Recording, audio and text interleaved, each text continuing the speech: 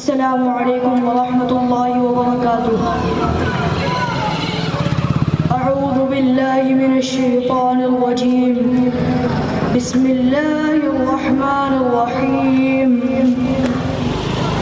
طه ما أنزلنا عليك القرآن لتشقى إلا تذكرة لمن يخشى تنزيلا ممن خلق الأرض والسماوات العلى الرحمن على العرش استوى له ما في السماوات وما في الأرض وما بينهما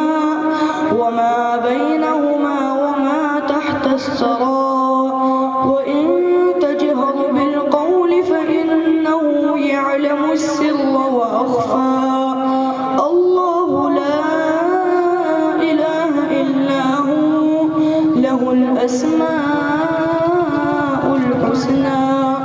وهل أتاك حديث موسى إذ رأى نارا فقال لأهلهم كثوا إني آنست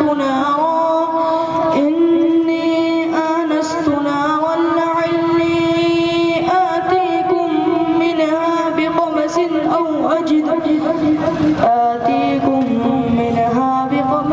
أو أجد على النار هدى فلما أتاها نودي يا موسى إني أنا ربك فاخلع عليك إنك بالواد المقدس طوى وأنا اخترتك فاستمع لما يوحى إنني أنا الله لا إله إلا أنا